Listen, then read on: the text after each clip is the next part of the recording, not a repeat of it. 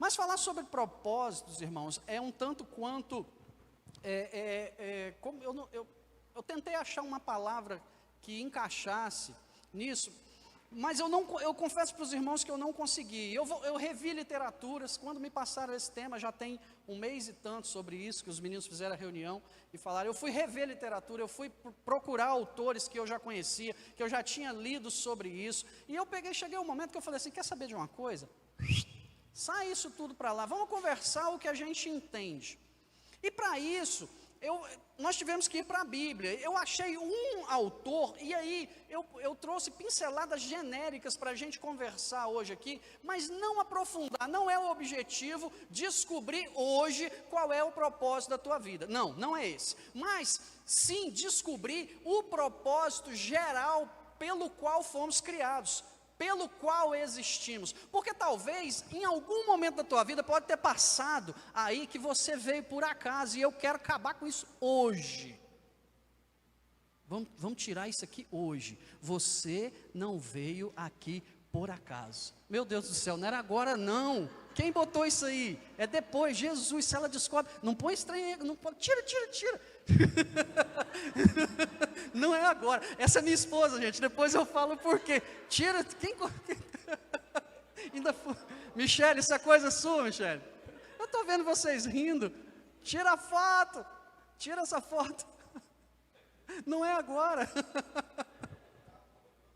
Acabou, era uma brincadeira que eu ia fazer. Meu bem, se você estiver assistindo isso aí,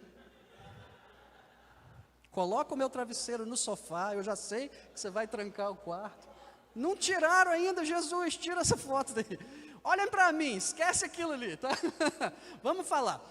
Propósitos, o que acontece? Eu preciso que você entenda e tire o foco de você. Porque nós passamos muito tempo das nossas vidas preocupados comigo.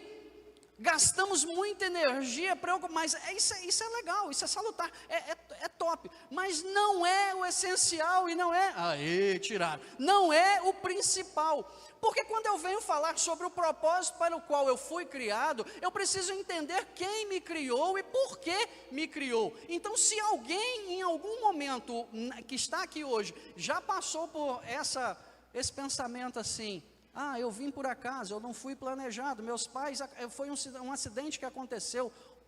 Não, vamos apagar isso agora. Você foi planejado. Você foi projetado por Deus do jeito que você é. Ponto. Alinhamos nisso? A gente pode continuar partimos desse princípio. Você é um projeto de Deus. Amém? Eu não sei porque você não aplaudiu ainda aí, tá? Então, me ajuda a pregar.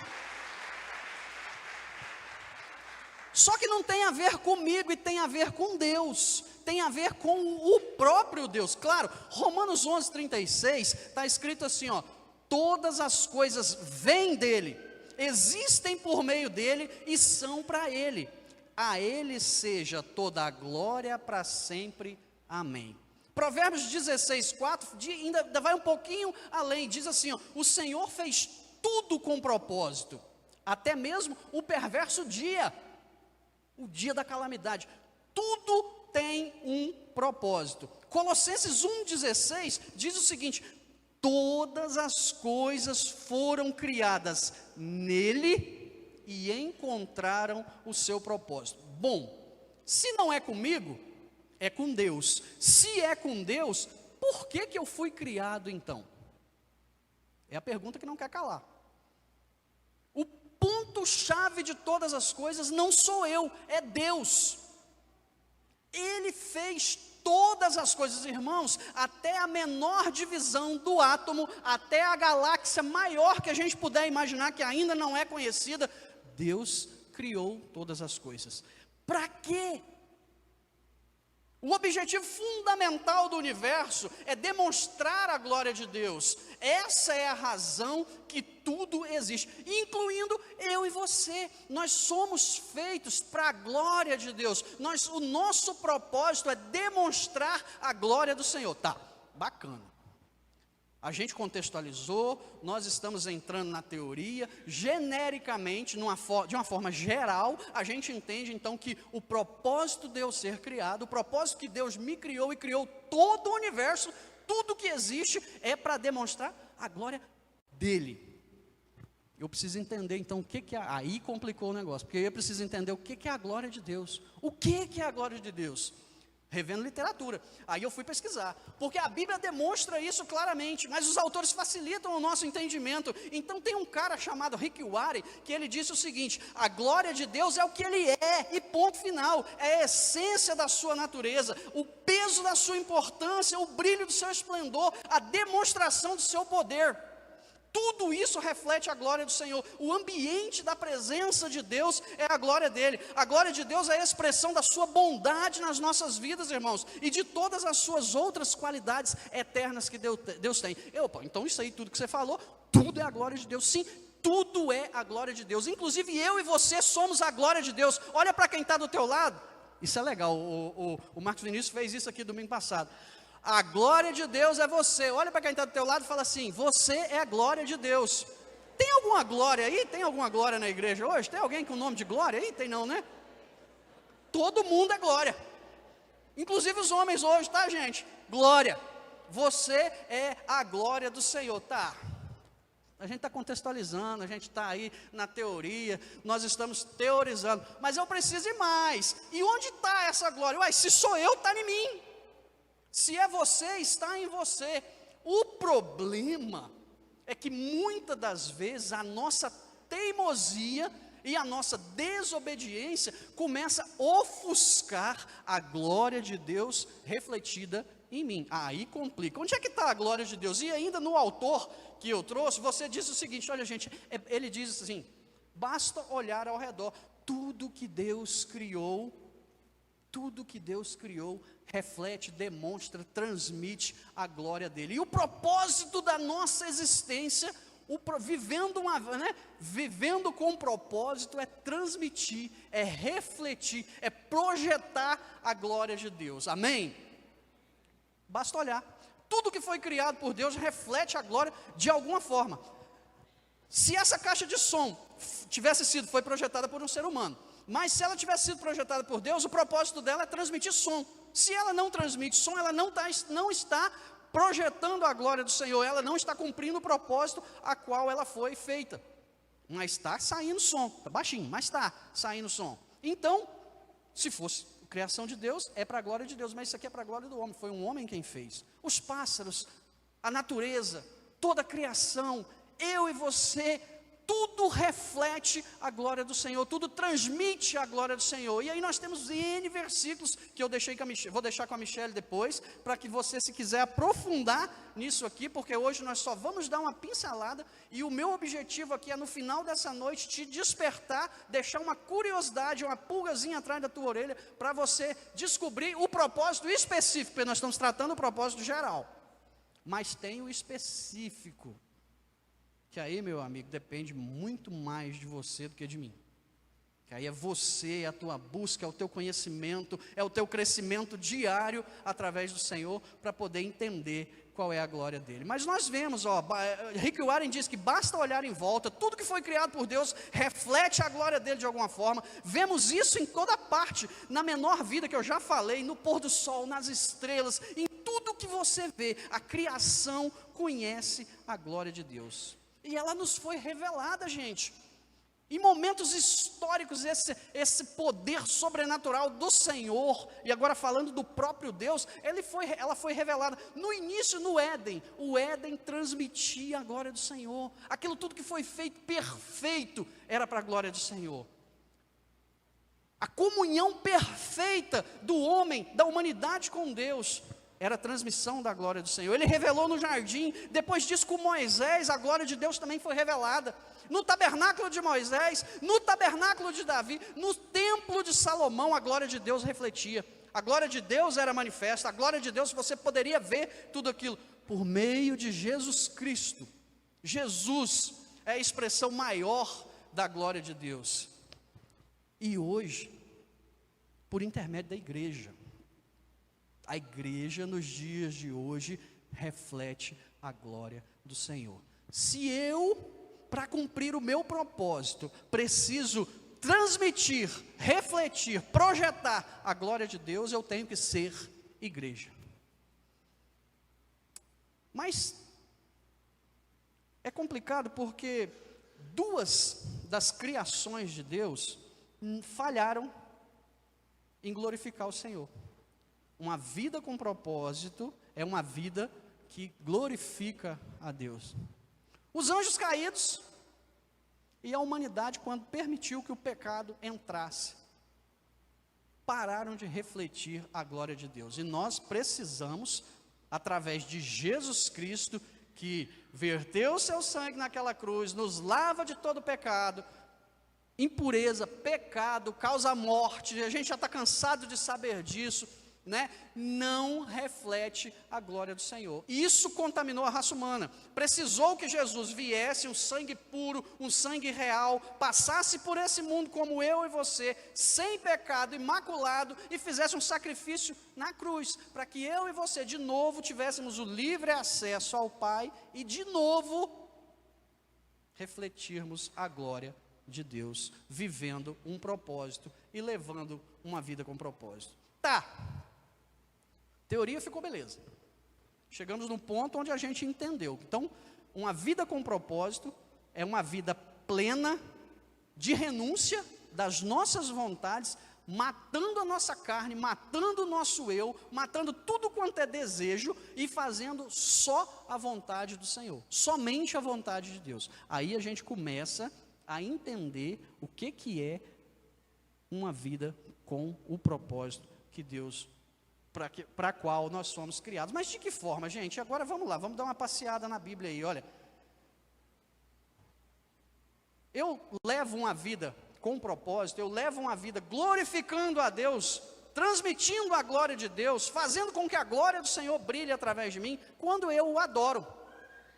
Quando eu sou um adorador. João 4, 23 e 24, nós temos aquela conhecidíssima cena de Jesus sentado lá no poço, e uma mulher vem para poder tirar água, e aí começa aquele diálogo, está escrito assim, ó, mas está chegando, e ele diz para ela assim, está chegando a hora, e de fato já chegou, em que os verdadeiros adoradores adorarão o Pai em espírito e em verdade. O Pai procura pessoas que o adorem desse modo, pois Deus é espírito, e é necessário que os seus adoradores o adorem em espírito e em verdade. Para que eu leve uma vida com propósitos, eu preciso adorar ao Senhor da forma que Ele quer ser adorado, da forma que Ele entende adoração, não da minha forma. Adoração não é música, não é só música. Adoração é um estilo de vida de renúncia na presença do Senhor. Outra forma, irmãos, eu adoro ao Senhor quando eu amo outros crentes. Sim. Primeiro mandamento, adorarás ao Senhor, amarás ao Senhor teu Deus sobre todas as coisas. E o segundo, tão importante quanto o primeiro, é amar ao teu próximo como a ti mesmo. E aí você não vem com essa gracinha para o meu lado, quem é o próximo? É o outro, é o próximo, não é esse aqui não, não, o próximo é o próximo, é quem está do teu lado, é o teu convívio. E a Bíblia não diz assim, se puder não, né? Se puder não, é amarás ao teu próximo como a ti mesmo, vida em comunhão. Nós precisamos entender isso, que para cumprir os propósitos de Deus na nossa vida, eu preciso adorar a Deus, eu preciso ter comunhão com o meu irmão, e comunhão é amor. Agora, vamos entender uma coisa aqui, amor é verbo, verbo é ação, não é sentimento. Porque sentimento passa, sentimento eu estou sujeito ou não, mas existe um mandamento de amar o teu irmão. Suportai-vos em amor. Suportai-vos uns aos outros em amor, isso é mandamento. E aí eu quero desmistificar um negócio assim, o insuportável. Não, suportar no original quer dizer dar suporte. É dar o ombro para que ele possa colocar a carga em cima de você e durante a nossa caminhada nós nos ajudarmos uns aos outros. É essa a comunhão. E muitas vezes nós falhamos nisso. Nós levamos uma vida antissocial, não queremos ter essa comunhão em amor, e o amor verbal, o amor de ação, não um sentimento, porque depois vem o sentimento, mas primeiro eu preciso agir. Amo a Deus, amo o meu irmão, é assim que funciona. Então primeiro eu adoro, depois eu tenho comunhão com os irmãos. Outra forma de glorificar ao Senhor, para cumprir o propósito dele na minha vida, é quando eu me torno dia a dia parecido com o Senhor. Eu tenho que botar as raízes nele, eu tenho que puxar a seiva do Senhor, eu tenho que entender cada vez mais e ser mais parecido com Cristo. Gente, quando eu chegar no céu, eu quero chamar o Paulo num canto e falar assim: velho, tu colocou uma palavra que você disse lá na Bíblia, que aquilo mexeu comigo até... Sede meus imitadores como eu sou de Cristo. Como é que o cara fala um negócio desse? Tinha que ser Paulo para poder falar isso. Então esse crescimento constante é o que a Bíblia está dizendo, é o que o Senhor requer de cada um de nós. Eu não preciso a perfeição hoje, mas eu tenho que lutar por ela, eu tenho que buscar ela todos os dias, eu tenho que caminhar através disso. Os meus passos, os meus caminhos têm que ser parecidos com o Senhor em todas as áreas. O que eu visto, o que eu como, o que eu falo, com quem eu ando, tudo. Eu tenho que perguntar: Jesus, você faria isso? Você agiria dessa forma? Isso é crescimento. E hoje eu abro mão aqui, amanhã eu abro mão ali, e assim eu vou crescendo constantemente, até a estatura de um varão perfeito. Aí eu já posso morrer para o céu também, né? Porque se ficar aqui, é perigoso perder esse crescimento. E meus irmãos, é um dia após o outro, é um dia após o outro, nos tornando como Cristo. Está lá em Colossenses 2, versículo 7. Aprofundem nele as suas raízes, nele, em Cristo, e sobre ele edifiquem a sua vida. Então a sua fé se fortalecerá na verdade que lhes foi ensinada, e vocês transbordarão de gratidão. Outra forma, então a gente viu, adorando, tendo comunhão, crescendo em Cristo, servindo aos nossos irmãos. O servo, ele glorifica a Deus. O servo bom e fiel, ele reflete a glória do Senhor. Servindo aos irmãos, com os nossos dons e com os nossos talentos, nós estamos levando uma vida com propósito. Agora, irmãos, a gente precisa entender essa questão do serviço, porque houve uma treta, está lá em João 20, eu não vou lembrar o versículo, porque eu não marquei, eu não trouxe aqui, mas uma mãe, a esposa de Zebedeu, se eu não me engano, chega para Jesus e pede, fala assim: Jesus, eu queria te pedir o seguinte, que os meus 2 filhos, quando o Senhor subir aos céus, coloca um da direita e o outro na esquerda. E aí Jesus fala assim: você sabe o que você está pedindo? Vocês vão ter condições de passar, beber o cálice. E depois Jesus entende que na verdade eles beberiam sim. Só que ali rolou um problema, porque os outros discípulos ficaram enciumados e chateadíssimos com aquilo, e Jesus aproveitou a oportunidade para poder chamar a atenção no seguinte: servo maior é aquele que mais serve. Se você quer ser um grande servo, sirva mais. Quanto mais você serve, maior você será no reino de Deus. Essa é a lógica do Senhor, porque aí eu sendo servido por vários irmãos e servindo a várias pessoas. Eu não tenho apenas eu cuidando de mim, mas eu tenho muitas pessoas me servindo da mesma forma. Deveria ser assim. Essa teoria é muito bonita, mas muitas vezes nós não conseguimos colocar isso na prática.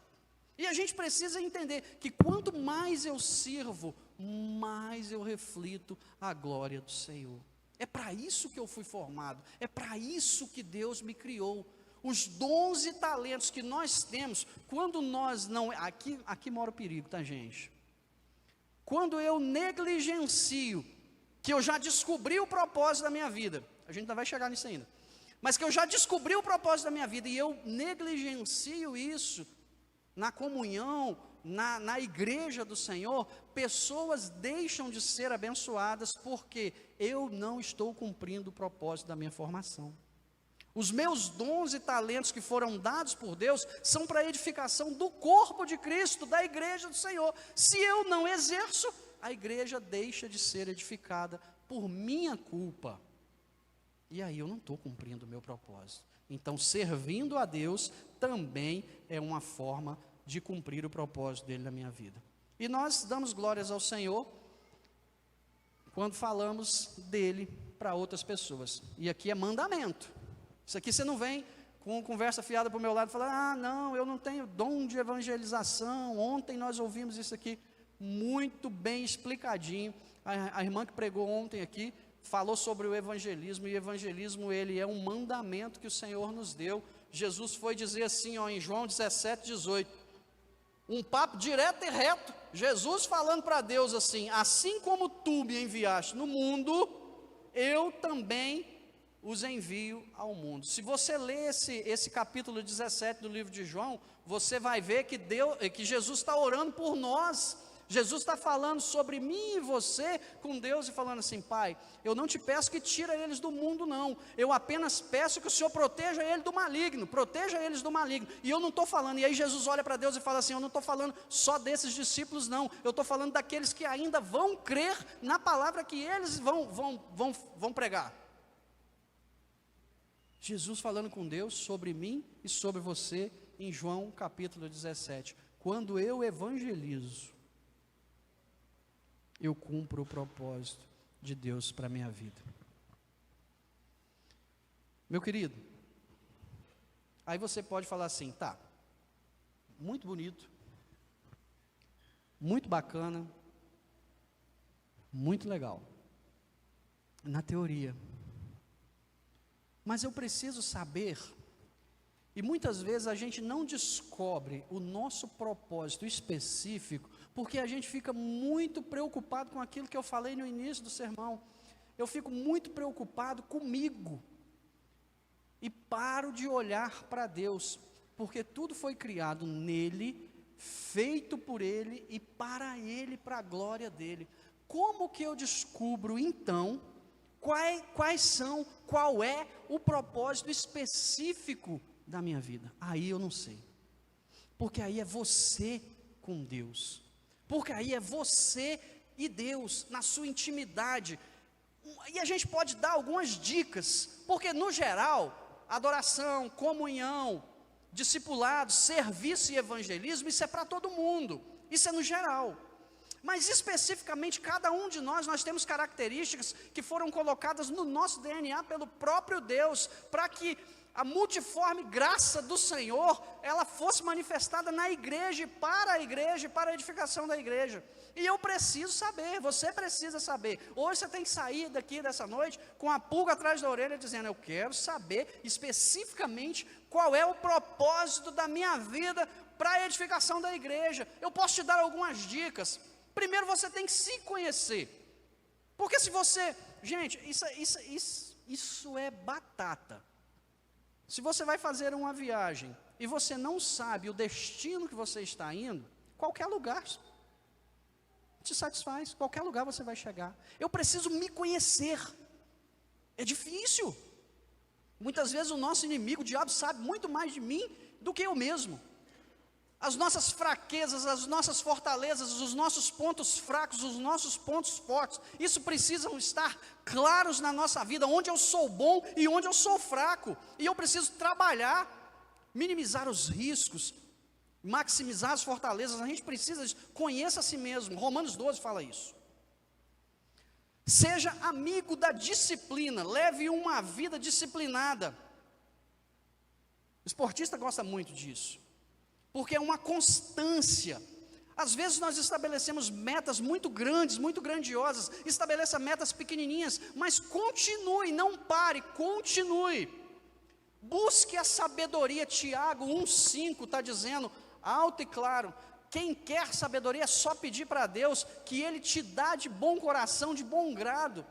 Gente, Salomão chegou para Deus, na verdade Deus chamou Salomão e falou o seguinte: Salomão, riqueza, paz ou dias longos na face da terra você vai ser esse rei, o que você quer? Me agradei de você. Deus, eu preciso de sabedoria para poder governar esse povo, esse abacaxi que o Senhor jogou na minha mão. Deus gostou tanto dessa fala, gostou tanto disso, que deu sabedoria de uma forma tremenda, como nunca houve, nunca haverá, humanamente falando. e além disso ainda deu riquezas, longos dias e paz. Por quê? Porque pediu aquilo que agrada o coração do Senhor. Como é que eu vou pedir algo que agrada o coração de Deus? Quando eu estou íntimo dEle. Como que eu estou íntimo dEle? Quando eu leio a Bíblia, quando eu jejuo, quando eu oro, quando eu busco a presença do Senhor, quando eu não levanto um dia, quando eu não tenho coragem de botar o pé no chão sem falar assim, Deus, comigo hoje, senão o negócio vai ficar feio. Outra coisa, irmão, seja imparável, se é que essa palavra existe. Continue. E aqui eu queria pedir a permissão para poder fazer uma citação de um filme antigo, Rock Balboa. Quem já assistiu? Eu não me lembro qual dos filmes, mas havia um momento, assistiu, pastor? Havia um momento onde ele, conversando com o filho dele já na fase adulta, e ele dá uma catracada naquele jovem, porque havia um mimimi muito grande daquele menino, e ele fala assim, eu anotei, nem você, nem eu, nem ninguém vai bater tão forte quanto a vida. Mas a questão aqui não é quão forte você bate, mas sim quão forte você aguenta apanhar e continuar. Quão forte você aguenta apanhar e seguir em frente, porque é assim que se vence uma luta. Irmãos, estava na Bíblia, com Jesus falando assim, no mundo tereis aflições, mas tende bom ânimo, porque eu já venci o mundo. Você consegue entender isso? Cumprir o propósito do Senhor, eu preciso ser uma pessoa imparável. Vai ter dias que Satanás vai dar na tua cara, você vai cair, você levanta, cospe o sangue da boca e parte de novo para frente. E se levar outra porrada, continua. E se levar mais uma, continua. E não para. Porque a vitória já está no nome de Jesus, Ele já venceu. É a melhor coisa que tem nós entrarmos numa briga que já está ganha. Não por mim, mas por Cristo. Mas no processo, pode ser que aconteça da chapa esquentar, de algo ruim acontecer. Conheça a si mesmo, seja amigo da disciplina, busque sabedoria, não deixe que nada te pare e tenha a mente na eternidade. Tenha a mente na eternidade. Como assim? A partir do momento que você entender que isso aqui é passageiro e que nós fomos formados para glorificar a Deus aprendendo aqui, mas na eternidade, nada te para, nada te segura, porque você é um ser eterno que o diabo conseguiu colocar através do pecado, uma sementinha enganosa na nossa mente, dizendo que é aqui que a gente tem que ser feliz. Sim, ok, beleza, tranquilo, mas nós temos que buscar é a eternidade. Cumprir o propósito para o qual fomos criados é uma vida na presença do Senhor, lembrando que um dia isso aqui vai acabar e eu vou morar para sempre com Deus na glória. E se você está entendendo isso, levanta a tua mão e aplauda Ele, porque é essa a nossa função, é isso que nós estamos buscando. Irmãos, não ouse se afastar do propósito que Deus te chamou. Eu tinha colocado aqui o que acontece quando nós nos afastamos do propósito para que Deus nos chamou, sobre Jonas, mas o Senhor está ministrando no meu o Senhor está ministrando no meu coração para dar um testemunho de algo que o cabeçudo aqui fez, quando ele tentou correr do propósito que Deus me chamou. E o negócio ficou muito ruim, e se Deus não intervisse, tinha criado uma confusão e passado uma vergonha muito grande. Alguns aqui já conhecem a minha esposa, então por favor, não contem para ela que eu estou contando isso aqui. Tomara que ela não esteja assistindo. Não que ela não saiba da história, mas ela não gosta, porque foi uma situação muito vexatória. Então ela fala, você não conta isso para ninguém. Mas, aconteceu. Eu estou ferrado, mas tudo bem. Aconteceu em 2013, eu me casei em 2013, e eu venho de uma igreja, vim para Cacoal, apesar da cidade ser pequenininha, mas a igreja era muito grande nessa época, pastor. Era o boom dos eventos de encontro com Deus. E eu estava lá e eu era aquele cara ativista na igreja. Você sabe aquele maluco que praticamente dorme? Já aconteceu de dormir dentro da igreja na construção do templo novo, para não tirar o som de sábado para domingo, tudo aberto. Nós dormíamos com jovens dentro da igreja, vigiava, aquela loucura.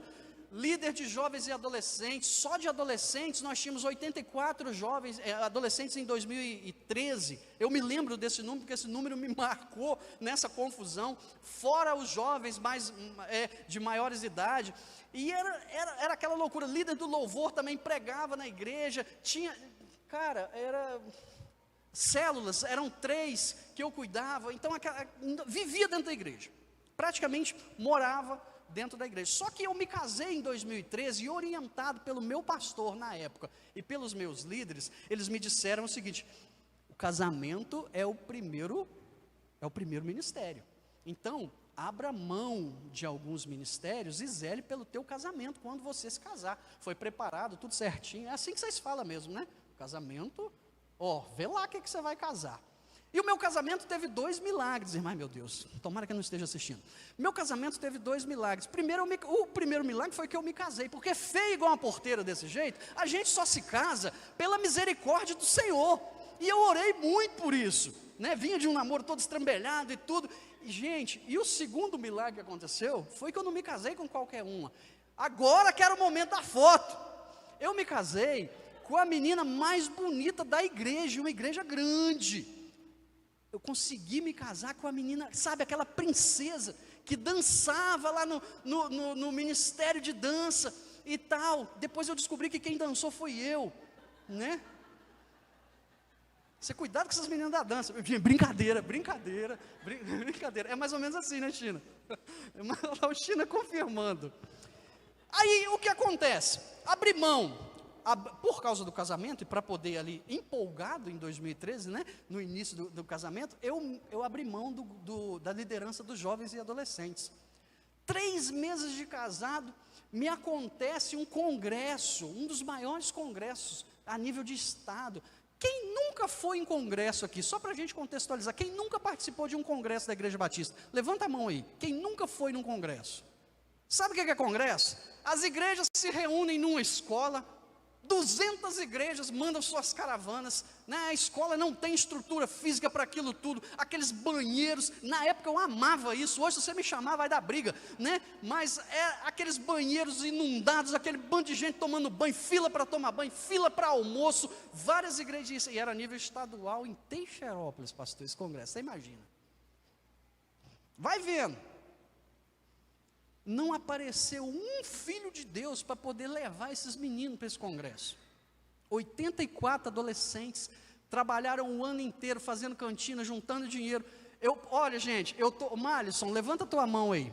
Um dos adolescentes, dos meus adolescentes da época, está sentadinho lá atrás, está morando aqui em Cacoal e está vindo na nossa igreja, viu, pastor? Esse menino me deu muito trabalho, mas hoje ele é casado e é um servo do Senhor.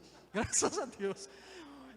Para não me deixar mentir, né, Malisson, do que isso aconteceu. Nós fomos para aquele congresso, eu não queria ir, agora pode tirar, não precisa mais, agora pode tirar, já mostrou, né? Senão eles vão ficar olhando, né? Tira aí. O que aconteceu?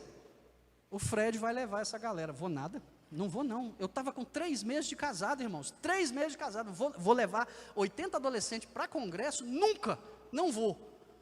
Já tinha entregado, aí o pastor falou assim: nós vamos fazer uma reunião administrativa hoje à noite após o culto, e nós vamos decidir qual que é o irmão que faz. Terminou o culto, eu juntei meu teclado e parti por ali assim, nem na reunião eu participei.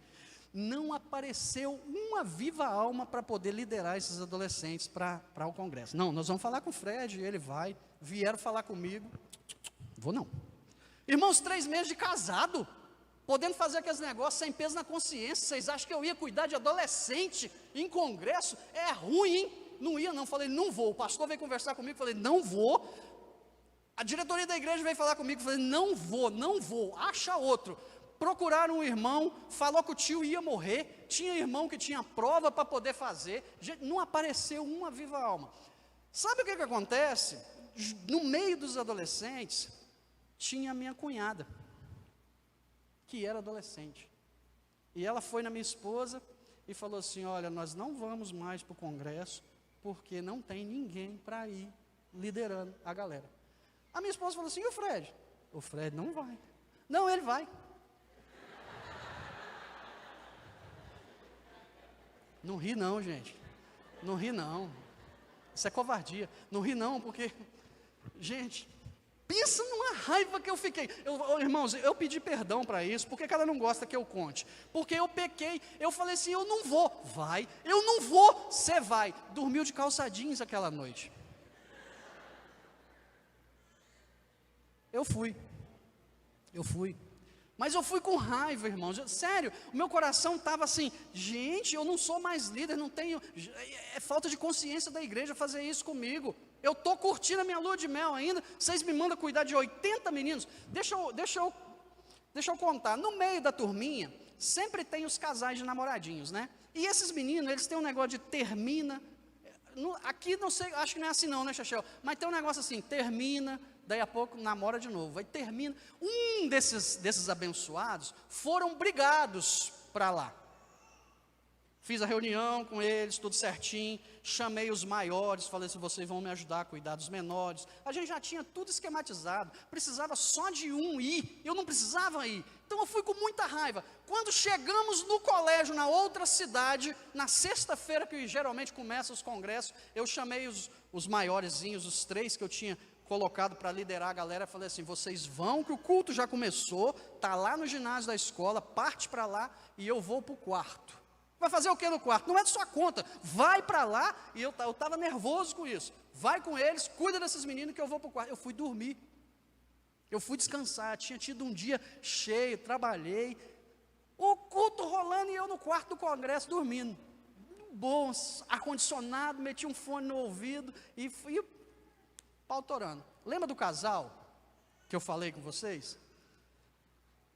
Estavam brigados, várias cidades. E aí, por que eu falei que Deus testificou no meu coração? Porque hoje o Gustavo chegou na hora do ensaio aqui, igualzinho 2 menininhos da cidade de Porto Velho. Vou fazer a cena para os irmãos entenderem. O Malisson já está morrendo de dar risada lá no fundo, porque o negócio é sério.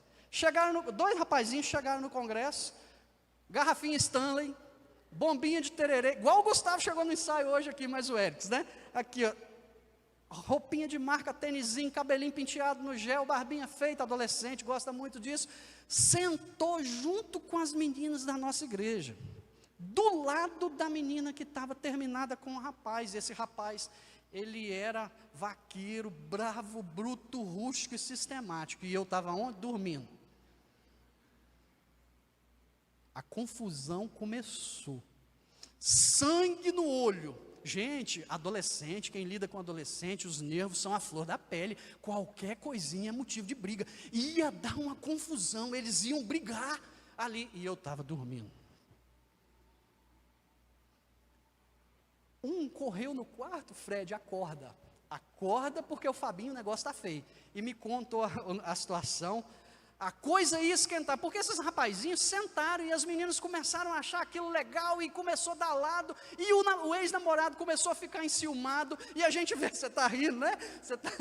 E o negócio estava, e o líder estava dormindo, o líder estava no quarto dormindo, renunciando o propósito de liderança.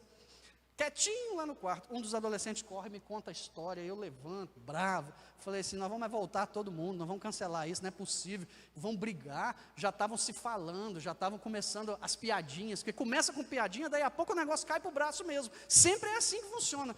Gente, eu lembro da cena até hoje, culto acontecendo lá na frente, a galera sentada na arquibancada, eu olhei de longe, eu olhei os 2 rapazinhos de Porto Velho, de uma igreja de Porto Velho, eu me lembro exatamente a roupa que eles estavam vestindo, bem bonitinhos, toda alinhadinha, as meninas dando a maior moral para eles. Eu fiquei com raiva e pensei assim, quem vai pegar esses 2 moleques no pau agora é eu. E parti, irmãos, eu fui. Porque eu sentia a dor do menino, era meu adolescente, eu sentia a dor dele no meu coração, eu falei assim, agora o negócio vai esquentar. Quando eu dei 3 passos, o Espírito Santo ministrou no meu coração, falou assim, para, eu parei. Tu é doido? Rapaz, você é líder, você resolve que jeito? Os nervos estavam inflamados, como que eu resolvo essa situação? Vocês vão entender no final porque que eu estou contando tudo isso. Como que você resolve isso? E aí, irmãos, eu comecei uma briga interna dentro de mim. Você foi treinado, você foi capacitado, você estudou para esse negócio de resolver conflitos. A tua faculdade tem essa matéria de você ver isso. E quando nós estudamos essa parte de solução de problemas, nós temos que abstrair. Você tem que sair do problema e olhar ele como um todo. Pinta o quadro na tua mente. Você faz isso constantemente lá nos problemas no teu serviço ou nos problemas na igreja. Sai do problema, analisa ele como um todo, pinta um quadro, vê quais são as esperanças, quais são as expectativas que cada grupo ali tem. E aí eu comecei a dar um start e foi mais ou menos assim, Deus ministrando no meu coração e o quadro veio, pum. Irmão, sem brincadeira, eu desenhei esse quadro e quando eu estava trabalhando nessa mensagem, isso vinha muito forte. Quando eu vi o Gustavo chegando com a garrafa de tererê, falei, é para contar. O que acontece? Existiam 3 grupos diferentes em conflito, isso nós precisamos entender, porque muitas vezes nós partimos para o conflito, quando na verdade nós temos que sair do problema, analisar e tentar satisfazer todos os grupos. Ali eu tinha 2 rapazinhos que estavam precisando de autoafirmação. Ali eu tinha meninas que estavam gostando de ser agradadas, então precisavam ser agradadas. E ali eu tinha rapazes ferozes, porque os amigos compraram a briga, ia ser um linchamento, num culto da igreja. Que vergonha que eu ia passar, como líder daquilo, eu ia voltar, meu Deus, o que acontece? E como que resolve isso? Como é que eu vou satisfazer as necessidades desses 3 grupos distintos? Deus me dá uma luz, pum! Eu vi um adolescente meu, lá no fundo, depois do grupo junto, sabe aqueles adolescentes que ficam mais isolados? Na hora do culto, comendo um cachorro quente e tomando um Guaraná Antártica de garrafinha verde. Ah, já sei, e agora o Mário está quase morrendo de dar risada lá, porque Deus me iluminou naquele momento, e eu tive a ideia de como solucionar aquele problema. Eu cheguei, subi os degraus da arquibancada, sentei no meio deles e falei com o menino assim, me dá o Guaraná aqui. Não é meu, eu falei, ou me dá o Guaraná ou você morre. Me deu o Guaraná, preste atenção, e não me julguem, por favor. Peguei o Guaraná, fui para o grupo onde estavam os meninos e falei assim, alguém aqui, por favor, vá ao banheiro, jogue fora, faça xixi dentro desse Guaraná e traga para mim, lave a garrafinha. Vai vendo. Trouxeram a garrafinha que parecia cerveja, tinha tanta espuminha naquele negócio lá. Eu me sentei no degrau acima dos meninos com a garrafa de tererê e fui na cuia de tererê deles e...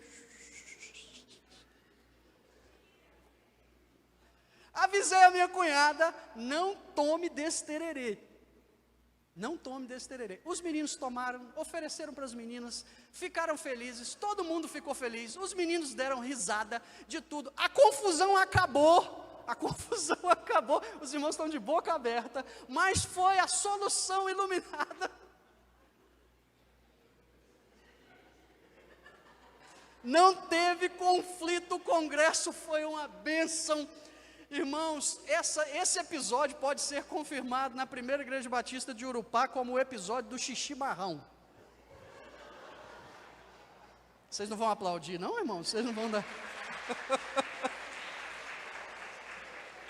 O Márcio está quase estourando lá atrás de dar risada. Pastor, por que eu estou trazendo isso? Você é doido falar um negócio desse aqui no púlpito da igreja, domingo à noite? Irmãos, por mais esdrúxula que possa ser a situação, por mais estranha que possa ser isso, esse congresso ele tinha um cunho evangelístico de captar pessoas para que fossem, despertassem a vocação para a obra do Senhor.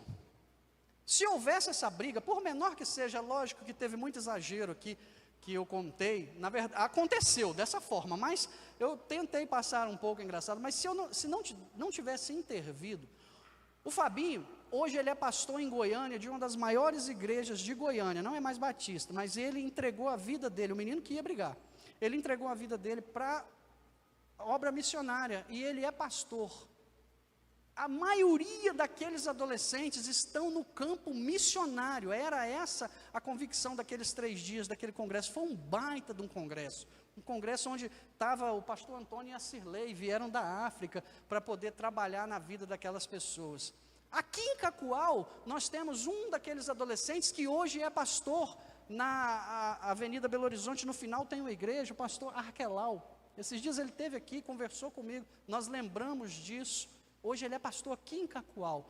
Muitos daqueles adolescentes entregaram a vida para o Senhor e para a obra do Senhor. Mas eu estava dormindo, no momento em que eu devia estar liderando. E Deus me deu uma das maiores lições da minha vida. Não faça isso.